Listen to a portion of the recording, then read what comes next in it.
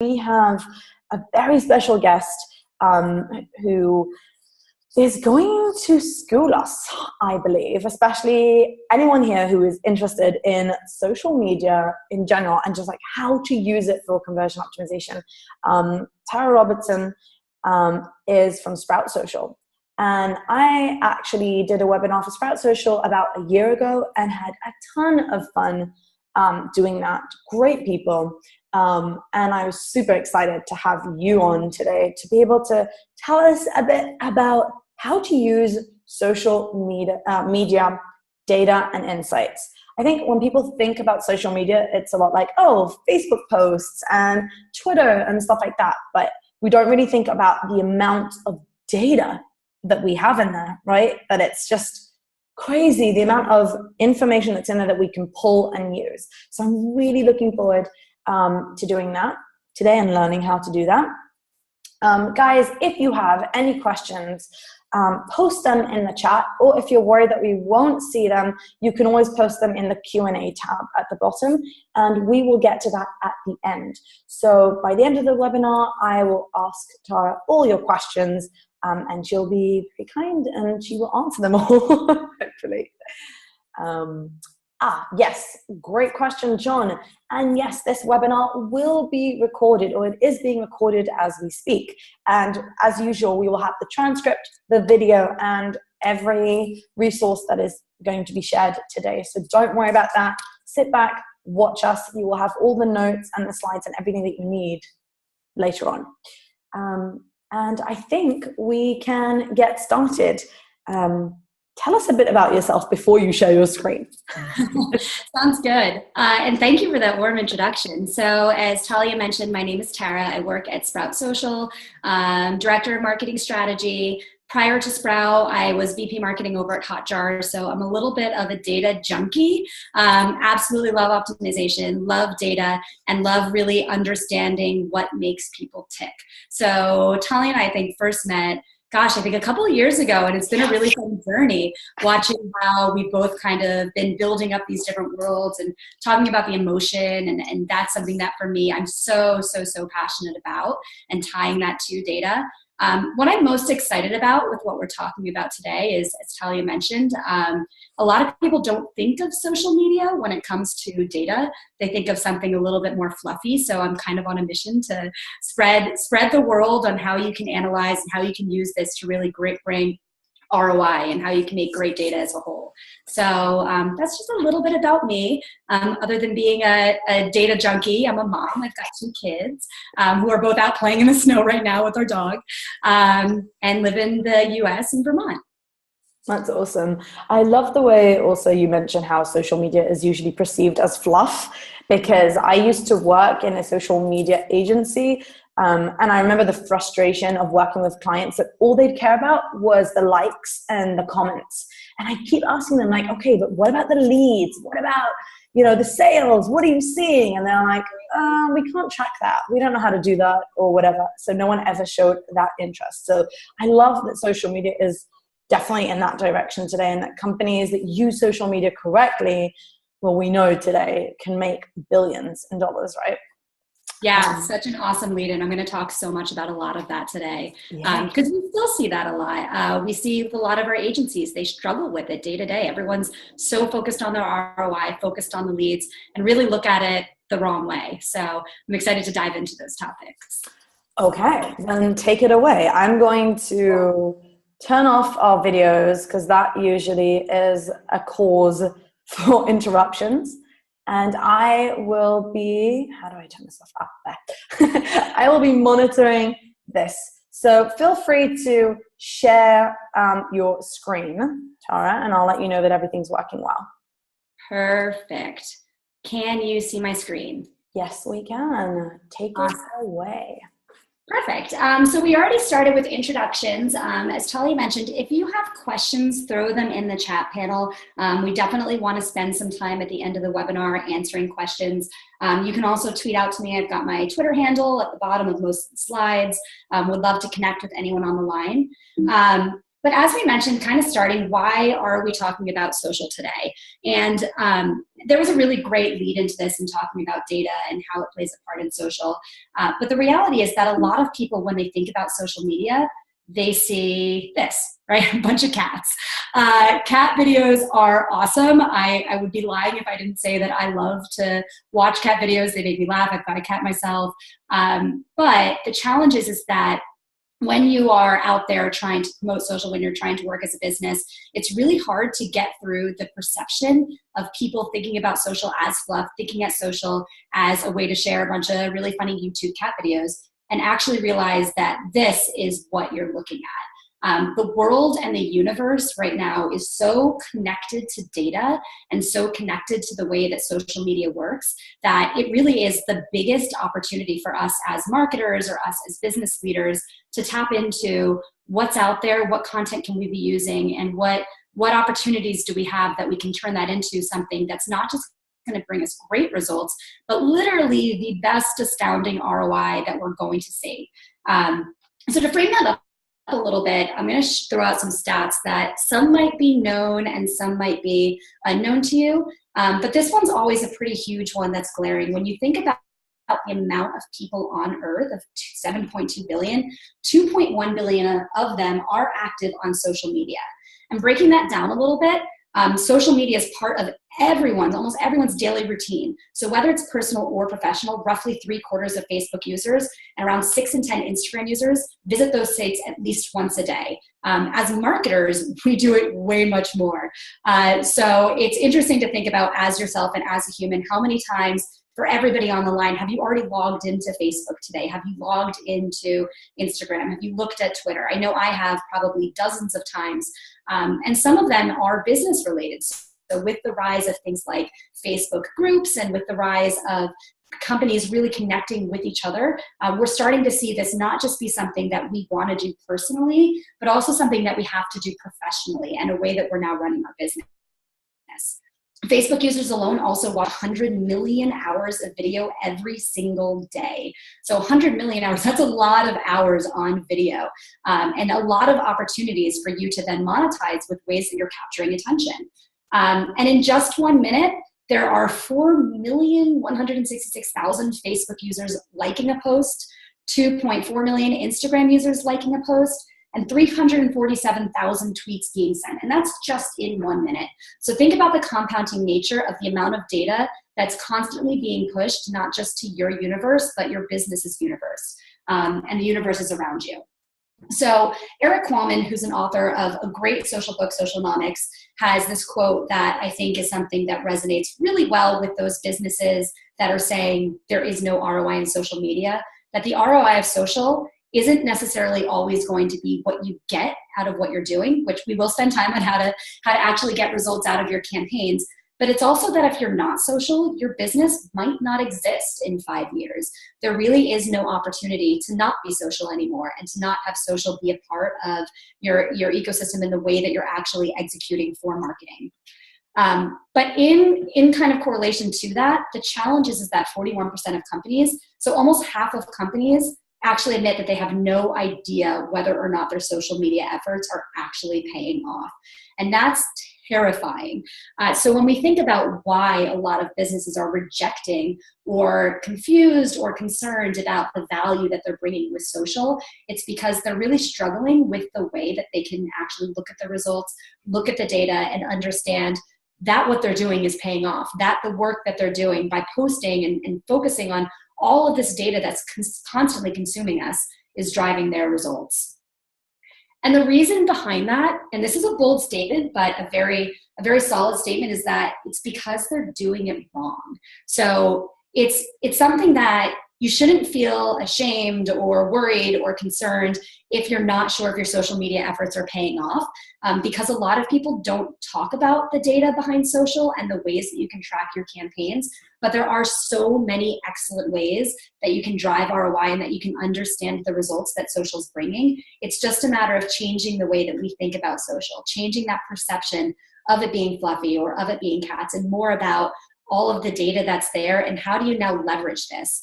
A great way that I like to explain the concept of social media and analytics is if you're a pay-per-click marketer and you're executing on a pay-per-click campaign, you would never actually launch something without knowing what your cost per click is, without knowing how big your audience is, without knowing what data you bring, because then you'd end up spending an inordinate amount of money without results. And that's kind of the same thing when you think about social media. If you don't know what you're posting is bringing you results, and if you don't know what you're working on or what your customers and consumers are talking about, then you're really going at it completely blind. So we'll talk about some tactics on how you can change that behavior.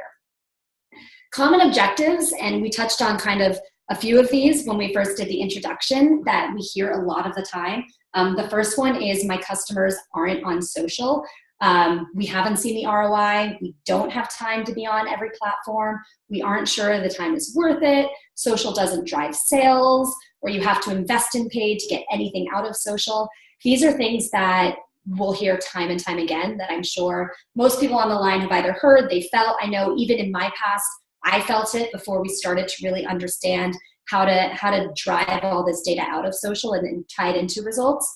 And the reality is that your customers are on social, but in the same way that you'll think about any type of marketing endeavor, anything you're working on, whether it be your website or email or a piece of content, your customers aren't here ready to buy right away. And a lot of reasons that people struggle with social is they focus on these old school behaviors of, okay, if I throw out this piece of content, or if I throw out a sale that we're doing right now, people are immediately going to drive results out of it, or they're going to buy, or it's going to be something that they take that step in. And you have to think about it the same way you would any marketing activity, that being social is really about creating a relationship and driving that relationship, and not asking somebody to take a sale before they've actually met you. The next thing that I want to call out is that when you think about all of these different common objectives and the fact that we're really trying to nurture relationships, understand the emotion between why people are acting the way that they do, is that just like everything else, there are no best practices in social. I hate the phrase best practice because it's kind of like the Achilles heel of marketing, is that if you try to execute something that someone says, do this, it will work, then it's likely going to be something that you're struggling with, that you'll have a challenge with. Again, very similar to the way that we think of optimization and CRO. There's themes, there's things that we know can help, but at the same time, everything that you work on for yourself and your business is going to be unique to your business. So with social, there used to be these best practices in thinking about the 30-60-90 rule. Meaning 30% of the time you can do lead generation, 60% of the time you post your own content, 90% of the time you post thought leadership content, and that's the algorithm that should be used in order to get the right results on social. And the reality with that now is that that really means nothing. It's not about how many times you post, it's about who you are and how you're posting and what you're putting in front of your audience. So instead of thinking about best practices, the first theme I want to bring is to realize that while there are no best practices, there are themes in social media. Those themes being listen, engage, authenticity, and learning. And that's what we'll dive into a little bit more. So applying those themes into business is to first think about applying those themes to real life. So if I was sitting at a table with a bunch of people right now trying to explain anything, you almost think about it like you would this guy on the screen, where we live in a world of curated content where everybody is constantly looking at their phones and constantly trying to understand what's going on or what's happening on Facebook or what email did I just get. And aside from working and paying attention to the webinar, I would say put your phone down and let's have a conversation and let's talk about how you and I are going to interact and build our relationship together. So the first one, with the theme being listening, is I initially went out and Googled, like, okay, what do people think of listening? And came up with this one terrible graphic, but I really loved the words that came out of it. Is when you think of listening and what that actually means is think about it in your relationships. Think about it in the ways that we interact with our husbands, with our partners, with our children, with our coworkers. It's never just us talking to them. It's always a two-way relationship. So if your partner isn't listening to you, if the person you're interacting with isn't listening to you, you're going to feel slighted in that conversation. And the same thing goes for how we interact with other people. If we're sitting here and just talking and yabbing and not taking in what people are saying back to us, then we're not really doing a good job being that second part in the conversation, or being that person that's really spending time getting to know who we're talking about. So again, putting yourself at that dinner table, or putting yourself at that round table where we're putting our phone down, we're making eye contact, we're listening to what each other says, and we're really pulling that in. So these numbers are kind of arbitrary, where it's like 60% the minimum, 80% the maximum. If you don't listen at least 20%, it's not a two-way relationship.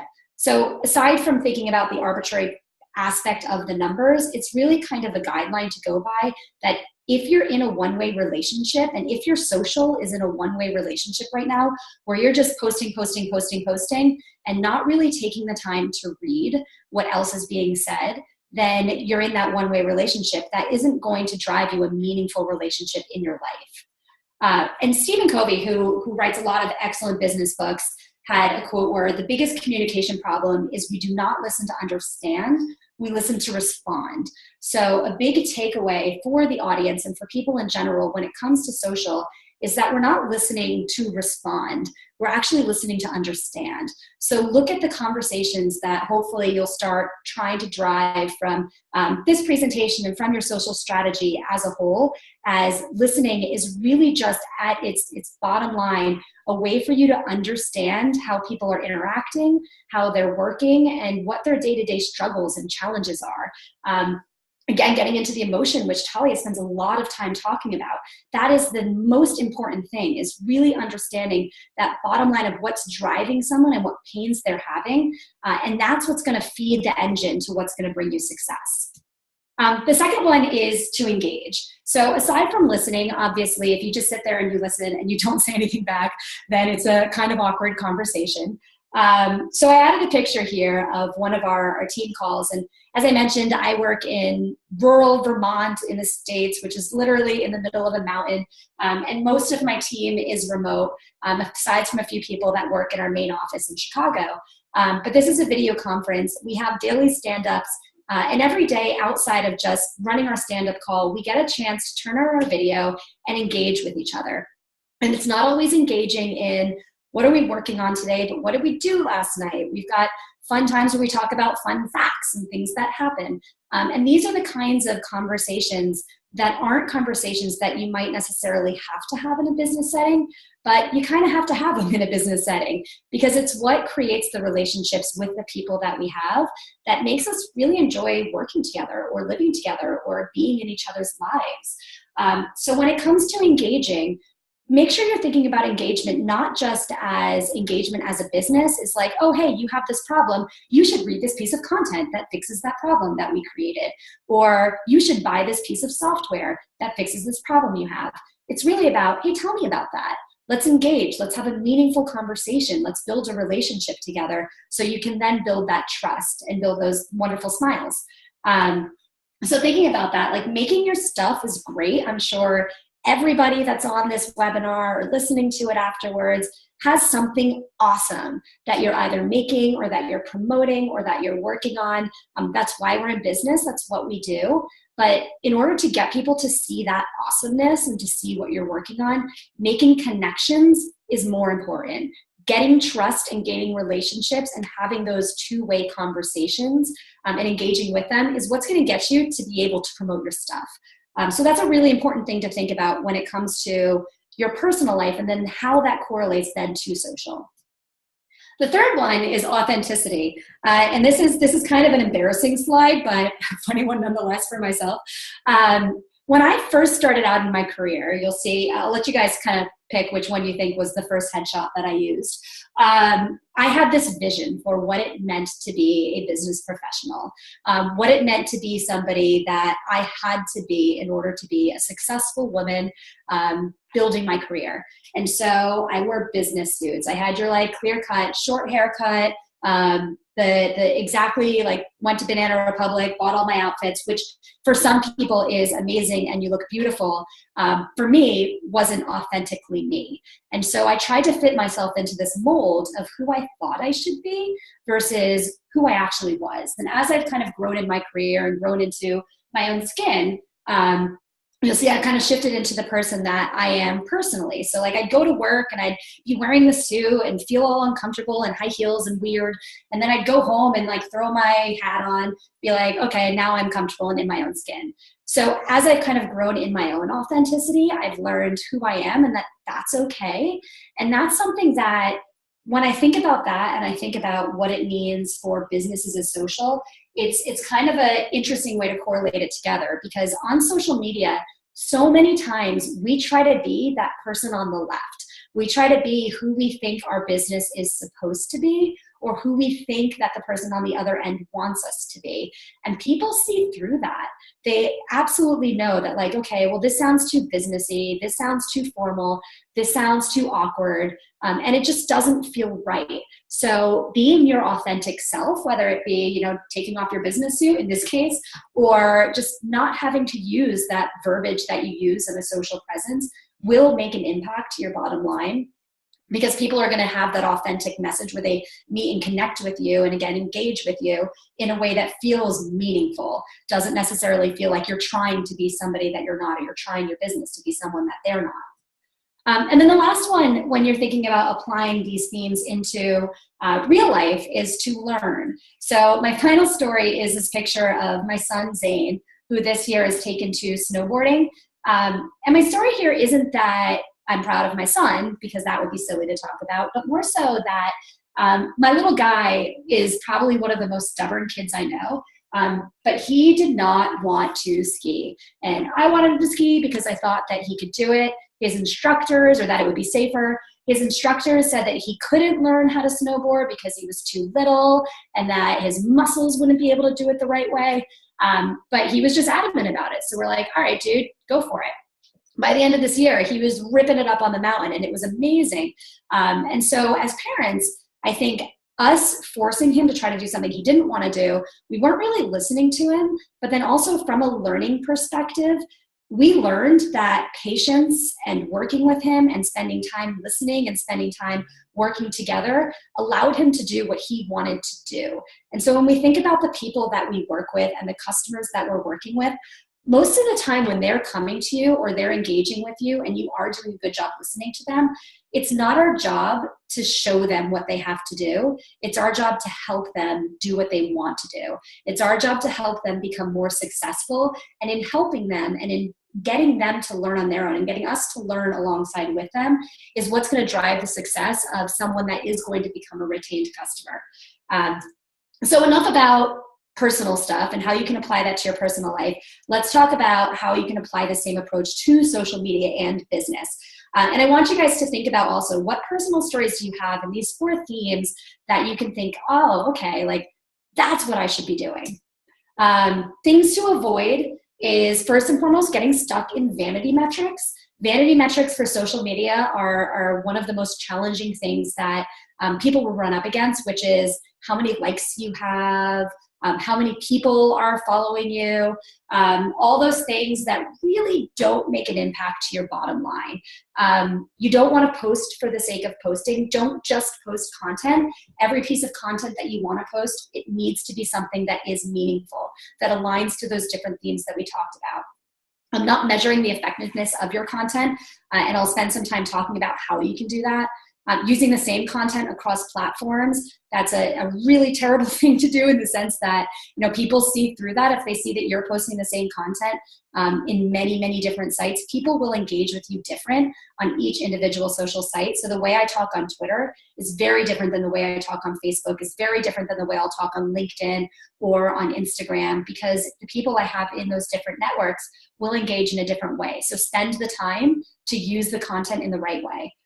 Not engaging with your audience. So if you are posting, make sure that you're also paying attention to what people are responding to. Make sure you're paying attention to what people are posting to, and you're tracking that. Not evolving your strategy. So we'll spend time talking about that, and not checking your work. So the picture here is probably one of my favorite stories this year, in where McDonald's unfortunately posted something that went viral, where that poor social media manager hadn't finished their post. So it said Black Friday, need copy and link. And Wendy's, who is well known for their amazing social media presence, retweeted that as, when the tweets are as broken as the ice cream machine. So make sure you take the time to check your work also, because the worst thing that you can do, or the last thing you want to do, is put all this time and attention into understanding the data and understanding your customers, and then post something that is going to unfortunately affect you the wrong way. So let's look at some companies that are doing it right. I'm first going to start with a case study that I absolutely love that we have internal with this company, Adore Me. Adore Me is an online lingerie company who was really, really struggling. They were challenged with getting a lot of customer complaints online. They were trying to figure out the best way to go up against their competition online. It is a very cluttered market. So rather than trying to come up with something on their own and to come up with a campaign on their own to go after, they took a step back to say, okay, well, let's actually listen. Let's focus on understanding of people that are Victoria's Secret followers or True & Company followers. What are they saying? What are the things or themes that keep coming up? And what are things that we can see from people that are unhappy with us are saying consistently?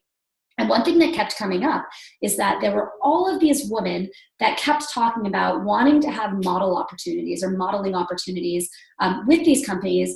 And not only modeling opportunities, but also the opportunity to show a real woman, and not just, the angels that you see, or these like incredibly skinny, amazing, beautiful women, but women that like we can't put ourselves into and identify with.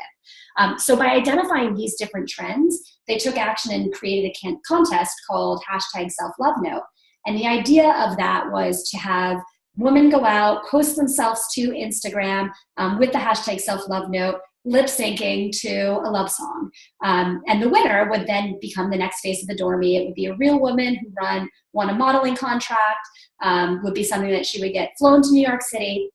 And it worked out astonishingly for them. So they have more than 500 different submissions. Here's some pictures of the different submissions where you'll see these women talking about themselves and how much they love their bodies, their real bodies, and the type of responses and views and that they were getting in general. Further campaign results they saw, which was awesome, was a 3,377% increase in Facebook click-through rates. They saw a 460% increase in Facebook engagement, and finally a 7% decrease in reply thread size. And what that means is really on the reply thread size, they struggled a lot with people coming in and giving them negative complaints.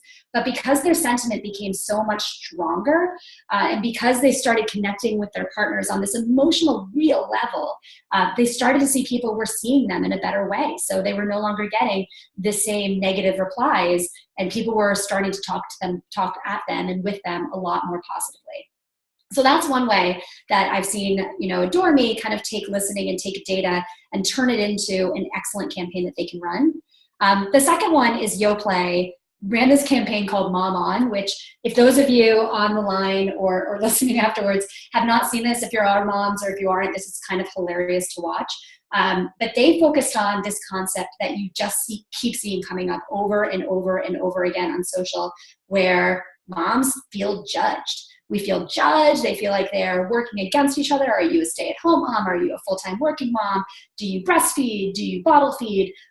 Regardless of what it was, the concept was judgment takes a toll on moms. So they spent a lot of time listening and understanding what was coming up. And one thing that kept coming up is that moms receive a lot of unsolicited advice. So by seeing this unsolicited advice theme coming up over and over again on social of parents talking about it, they created this actual real working hotline called 1-833 Mom Tips, where you can go and give your unsolicited mom advice to someone that will listen that isn't a mom. So if you have advice to give to a mom, go to this website, give them your advice, and then they'll be saving all the other moms in the world that are feeling judged by that unsolicited advice.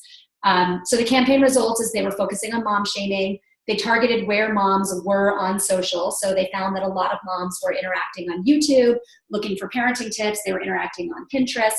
So they went to the specific social sites that moms were engaging and talking more about these challenges in. And in general, they saw a 1,461% increase in brand engagement. So a lot of this, again, these are two campaigns that focused more on fueling the themes that they had coming up by looking at the data and understanding what was happening versus coming up with a campaign idea that they thought would happen. They knew it would happen because it was something that already connected with these two different networks in different levels. And the final one is Make-A-Wish Foundation. And this is a different case study story where this is really more about just understanding the data and how to make that data stronger. So the challenge that Make-A-Wish had is they had 33,000 volunteers. 34 minutes is the amount of time it takes between new wishes being granted and 285,000 total wishes granted. They were doing all of this manually when it came to the way that they were tracking their data. So looking at their different social apps natively, trying to pull it together, aggregating feedback into spreadsheets. And what they found in this quote here is that they'd lose out on data because what they didn't have or what they didn't anticipate needing, they did need. So anything like tracking hashtags, tracking their name, tracking their sentiment was pretty much impossible for them to see. And so for them, it was really challenging to go up against and one, prove the ROI. So, is this person, Jennifer Parsons, doing a good job at what she's doing by trying to get more volunteers, by trying to get more people behind the foundation? Or is everything that they're working on not happening? So really answering that question of what is the ROI to social? What are we doing that's actually granting us success? So the ways they looked at it was first getting into data analysis. So first pulling their data manually together was impossible, and they knew they needed a better way to look at data. And so they set up a lot of conversion tracking as well as content labeling. Conversion tracking being understanding what different content was being posted on different social sites, how people were responding to that, being able to use that to then analyze how quickly you need to respond back and engage back. And one really interesting thing that they found is that their earned posts, so the posts that people were posting with them or sharing with them or talking about them, was actually converting at a higher level than their owned posts, so the posts that they were putting out there. So it actually helps them change their strategy to focus more on advocacy and to focus more on earning media versus them trying to post their own media, because that was bringing them better results. So digging into the data, they saw some immediate results in just changing that strategy slightly based on what they saw with conversion tracking. Content labeling as well. By labeling their content, they can track and analyze in real time what was working and make rapid iterations. So previously, they weren't able to really look at their content and say, ooh, this is working great, or ooh, this really sucks, I should change this. So being able to see that right away and tracking that and having a good view into labeling their content, they can now make rapid iterations to then boost what's working well, give better results to what's not working, and continue to grow. So for them, just by focusing on data and not manually looking at how everything was working on their social sites, they saw a 41.5% increase in their social engagement.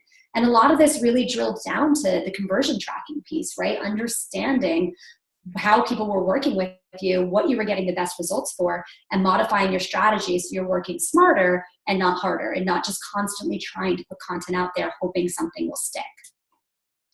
So knowing that there's these companies that are doing great things with social, I want to talk a little bit about how to put practice into action, and then of course leave some time for questions. So the first one is to think about, from your perspective, what your social journey should look like. And this really drills down into these 5 different categories of understanding your brand, reviewing your category, knowing where you stand, making sure you analyze your competitors, analyze your trending topics, and then always, always, always viewing your results and iterating. So the same way we might look at optimizing a web page, think about optimizing your social. So we would never change a way a web page looks or the location of something on a web page without looking at heat maps, without looking at a recording or a session and understanding how people are using that site. And that's the same way to think about social and the journey you go through. Is we want to understand the data we're looking at and then make calculated decisions based on the way people are moving, how they're interacting across the entire ecosystem. So the first one is understanding your brand.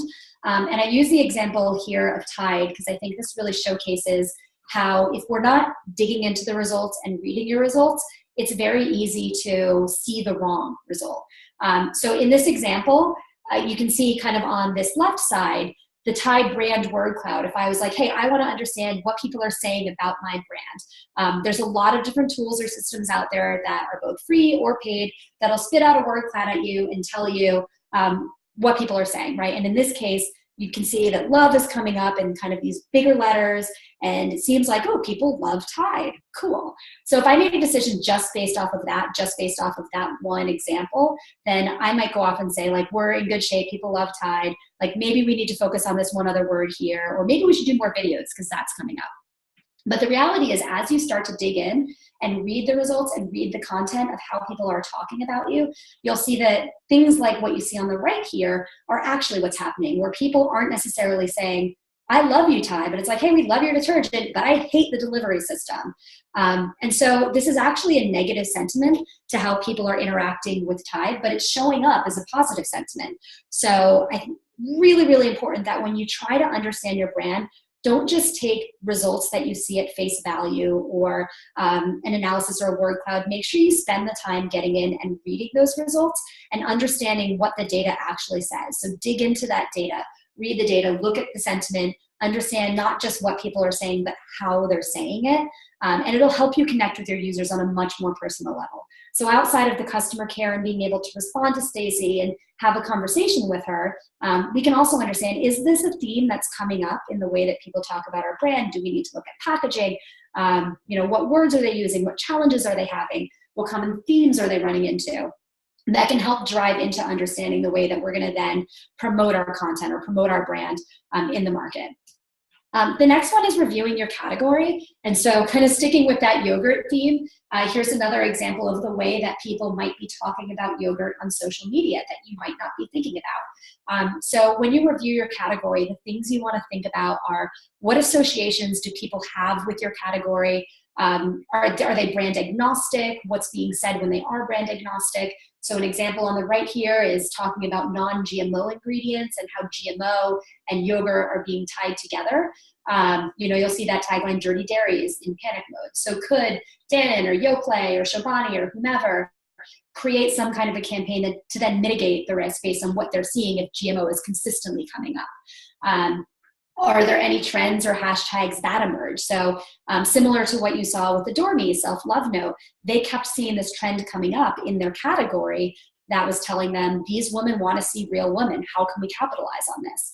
So when you get into the data, it's not just analyzing how people are talking about you. And this is the big answer right to the question of, oh, my customers aren't on social. There are a lot of people on social willing to tell the story and talk about what is happening in your category. And even if they're not your customers, they're someone else's customer, but they're still talking about it. So you want to review that category and really read that data and analyze further. Rachel down here said, cold and salty yogurt drink. Yes, please. So, does that mean that someone should come up with a cold and salty yogurt drink? So really great ways to know how people are talking about it. The next one is to analyze competitors, and this shouldn't be anything new to marketers, but it is a great way that you can utilize social media to your advantage. So if you're not analyzing your competitors or have key terms or hashtags set up to really understand how people are spending time with your competitors, definitely do that. That's going to help you out tremendously, not only to see the way that they're connecting with their users, but see the way that they're talking about their brand, but also to look at yourself against them. How are you stacking up against your competitors? What are things that people are talking about? What is your share of voice? And also, how do you work from a customer care perspective? So thinking about the Make-A-Wish Foundation, they don't have nearly as many likes or followers as they do some of their competitors out there, but they have 3 times the amount of engagement. So aside from us, really getting a lot of customers, everyone wants a lot of customers, the more important part is to keep those customers. And so if we're keeping our customers, we're engaging with them, you will win time and time again. So it's great to compare yourself to them, but also know what they're doing. What are their strengths and weaknesses? What are the sentiments around their brand? And a lot of things that you can really just do to understand what's happening out there. And are there ways that you can either work in tandem, or are there things that you can do that's going to drive getting the attention from some of those customers that you might want of your competitors? Analyzing trending topics and categories. This is probably one of my favorite things to do when it comes to social, and one of the best things you can do to looking at new ways to build campaigns. When I used to work at an agency, we always had these questions of like, okay, what campaign is next? Or we're constantly pushing campaigns out the door and trying to come up with new ideas or new things that are going to gain interest, gain momentum.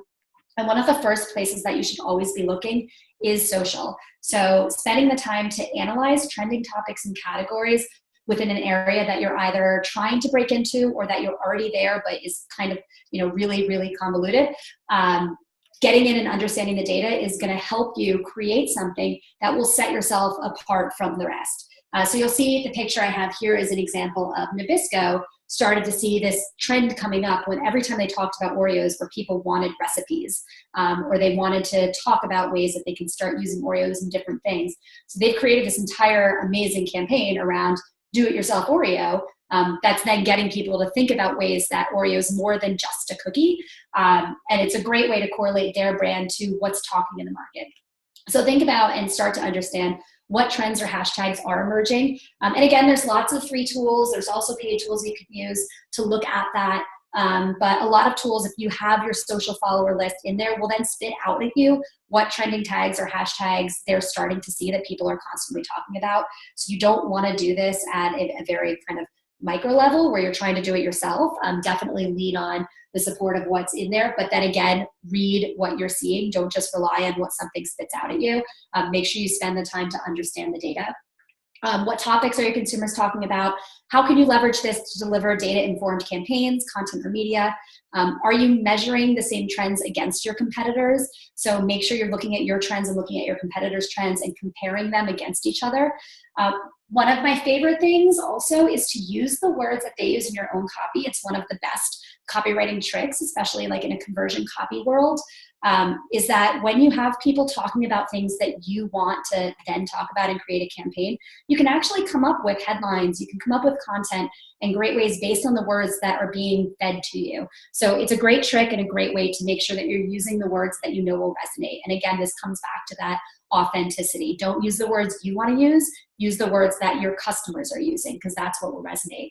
And always read, analyze, and repeat. Viewing results and iterating. This is an obvious one to any optimizer, but never just launch something for the sake of launching it. But when it comes to social, something I wanted to point out on this slide is that aside from just viewing your results and knowing what's working, when you're trying to prove the value of your social media campaigns, this is a great example of Tide during the Super Bowl, and a lot of us have probably seen their commercials. If not, they're great. But something that they saw that didn't just get to like, oh, look at how many people looked at our Super Bowl ad campaign during the Super Bowl. That was great.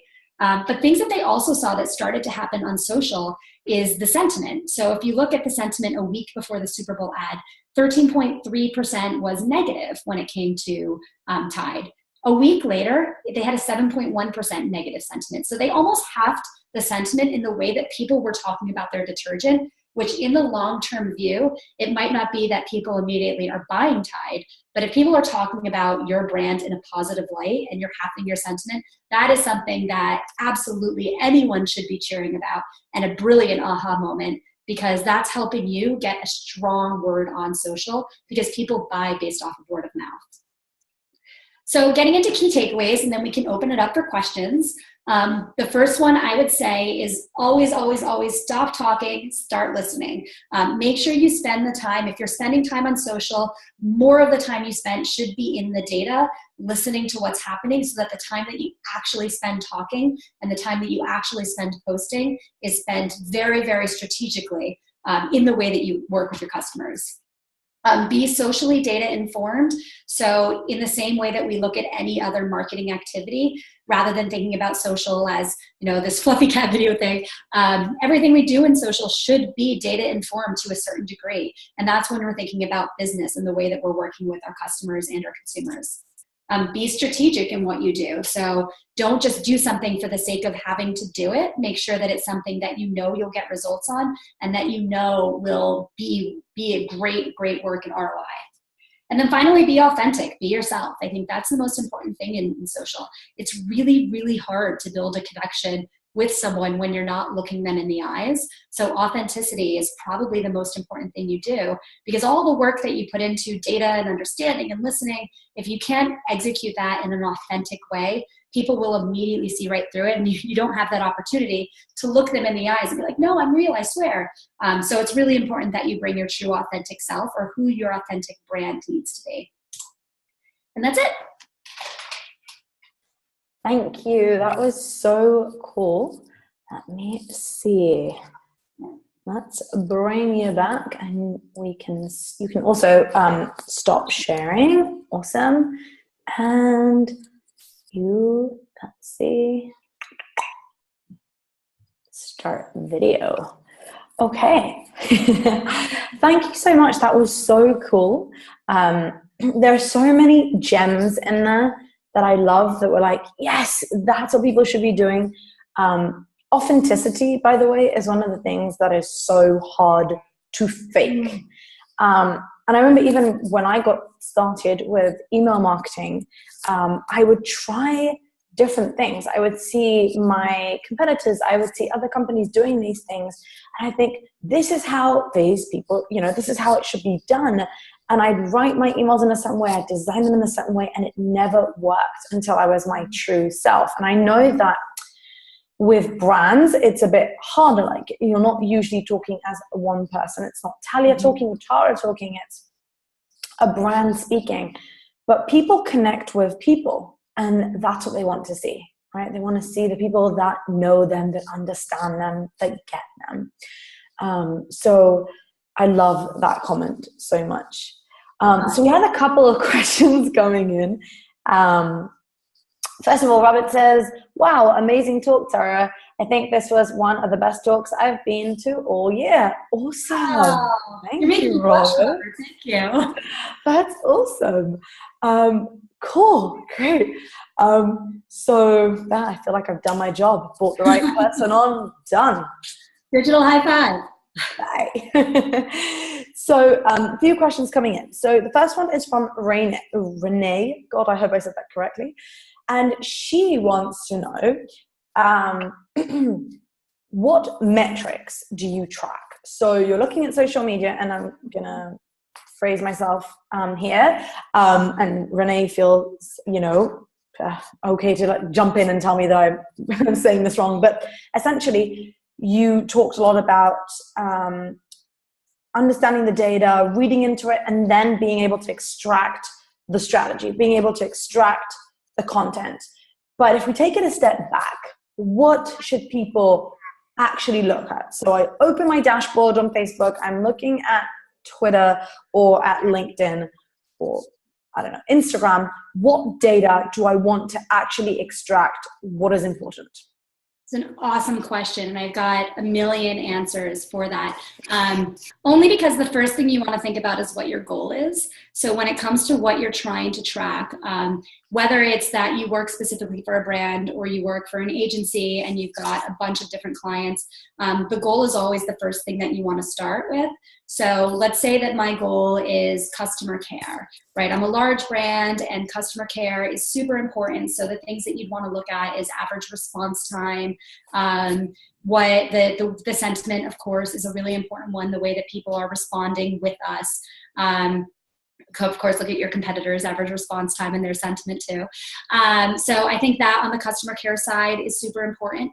Other metrics that you can track, I mentioned kind of staying away from the vanity metrics. So not looking at how many followers you have, but like how many likes do you have or how many shares do you have is much more important than the vanity side. So when it comes to the success of the content that you're actually posting, attribution is really hard with social in a lot of ways. Like there's things that you can do like conversion tracking of knowing how many people are clicking on your posts. But when it comes to, if you're looking at someone that wants to attribute that to a sale or attribute that to a landing page form, that's really challenging. So I'd focus more on like how many people are engaging with your content. So if you have a lot of people engaging, liking your content, sharing your content, responding to your content, then you know you've got something that's actually resonating with your audience. So start with the goals.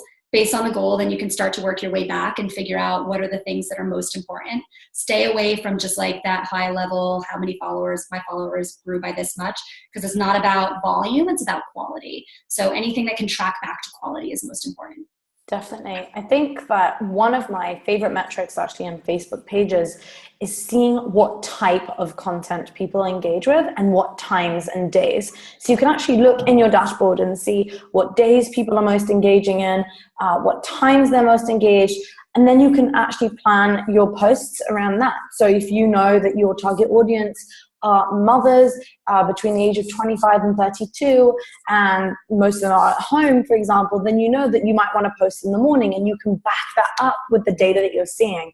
This will also help you decide later on when to send your emails, for example, or when to actually target specific ads, because you know that at certain times of the day, this is when they are active, this is when they're on the platform. So I like to use social media insights to definitely like inform other things and other parts of my marketing. So I said days and times, and of course the type of content. So video, images, just text, what's working. One thing that you reminded me, Tara, is you said competitor analysis. And competitor analysis is brilliant, right? You got so much going on there. And one of the best things about it, and this is something that I do with every single client of mine, I always look at the reviews that my competitors are getting. And the reason I do that is because I want to see what people think about my competitor. So what are their concerns? What are their hesitations? What's pissing them off? What's annoying them? What do they love and can't live without? Because these are people that should be buying from you. These are people that should be engaging with you. And you can use that in order to determine what type of social proof you should have, or even what type of issues you should be facing head on, because you'll see a pattern of people complaining about the same things all the time, and you want to look at those reviews in order to see if this is something that matters to your brand too. And then later on, even on your landing page or in your emails, you can mention that and you can tackle it before someone even feels that frustration. Oh man, I couldn't agree more. Reviews are one of the best things ever. Speaking to kind of one of my last comments too, is like you can use review mining to even come up with the copy that you use. So if you see that people are talking about your competitors or about your brand in a way that like maybe you might not say, but that's something that keeps coming up, it's a great way to take that verbiage and tie that authenticity back in of like, how are people interacting with this product, or how are people interacting with this brand that we can then use to our benefit? 100%, definitely. I mean, just use your customers' words. And I do this with copy all the time. You're swiping their copy, use it. You don't have to sit in a room, as Joanna Weeb likes to say, don't just sit in an empty room and wait for the words to come at you. They're right there on the page. People are using them. Mm-hmm. People are saying them, and you don't have to stick to the stuff that you think or the way that you've named your product or the way you speak about it. Definitely. John says, if you use Sprout Social, there is a queue program that schedules posts at optimal times. Cool. Yeah. The next question is by another John. And he asks, he says that a lot of the examples that you showed are from, I think that's well-known brands. If I'm not a big brand, I don't have those kind of budgets, can I still do this type of work? Great question. Absolutely. Hands down. Because a lot of what I showed aside from a Super Bowl ad, isn't actually money that you have to spend. It's just time you have to spend in data analysis. So I thought about that, putting the entire story together of like, okay, these are big brands. How can we bring these back to making sure that people that maybe aren't working with Tide or Yoplait, what that means for them. And the reality is it's really just understanding how people are talking and understanding what data is being used and then correlating that into something that you can use to your advantage. So rather than maybe creating a Super Bowl ad or creating these like hilarious videos like what Yoplait did, if you think about what Adore Me did, the hashtag self-love note really didn't cost anything because it was a virality campaign. So if you see these trends or these topics emerging, it doesn't matter how big your business is, it's just how you go about that. So a lot of the time I might create content, for example, based off of the topics that I see emerging. So if there's something that we see, like I also run our agency program at Sprout, and we see that a lot of people talk about agency life. So we're using the agency life hashtag as a way for us to connect with agencies in ways that they maybe didn't before. So we're not talking about our product, but more so getting to know the people behind the agency. So that's one trend that we're using on a much smaller scale for a lot of very small agencies, and connecting with them and engaging with them in a different way. So I think that the absolutely answer is yes. It just depends on what your medium is, on how you want to output and how you want to utilize that to your benefit. Definitely. I remember reading an article about this local train station that had a lot of issues last year and people complaining, and they hired, I think it was a 15-year-old who just came in for a few days to do some stuff, and I think he was just like trying like a day job, and he rocked it. Like, he basically was answering questions, and people were asking the most insane questions. I have to look for this link and post it in the notes, but it was super cool. It was this guy who was just tweeting for the company, and though people were still complaining about the train, the conversation went away from, you know, the delays and how crappy the service is, to asking this kid a bunch of questions and just creating a relationship with him. And I think that's where true social media works. I mean, it's easy to say a viral campaign or spend a ton of money or, you know, put in a ton of cash into ads, but the real work is talking to people. It's, as you said, identifying what people are talking about right now and being able to have that conversation with people and respond to them in real time. It's not going to help, you know, if something's trending right now and next month you're going to do it. I remember seeing the ALS, the ice bucket challenge. There's like, it was going on for like 3 weeks, and then like a month later there were all these kind of brands that were trying to use it, which I thought was kind of funny. So you have to be very on point. Sorry, last question before we go. Dylan says, in getting to know people, are you using more social listening than the standard hashtags, perhaps G trends? Or do you have any listening identifiers you really use these days or love? So I have a biased answer on that, of course. I try to stay tool agnostic a lot of the times because I more believe in the story than the brand. But I, of course, very, very, very much believe in the brand. But I want to make sure that regardless of what your budget is, it's something that you can do. But things like Google Trends, you can use that. It's only going to get you to a certain degree. We at Sprout have listening tools, so we use our own between Sprout and Simply Measured, and a lot of the examples that I showed were utilizing those tools in particular. So they're, of course, the ones that I love because they're the ones that we use internally, and I think they're awesome. But I think it really depends on what your budget is. Ours are fairly affordable, but if you are living off of a small budget, there's a lot that are out there and a lot of articles that you can find that show you different tools that you can use. So we can catch up after if you're interested, but if not, feel free to Google some of the free tools too. Okay, unfortunately, there's a few more questions here, but we don't have time. We've run out. But I'm sure Tara will be very, very happy to answer them on Twitter. So John and Rachel and Gemma all invited to ask Tara on Twitter. Awesome. As I said, this is being recorded, so in a few days you will get the recording with all the show notes and everything that you need. Until then, thank you very much, Tara. It was a pleasure, as usual. And yeah, thank you for schooling us on social media. Thank you, everyone. I really appreciate you listening, too. Okay, so bye, everyone. Have a great rest of your day or evening if you're in my part of the world. Bye.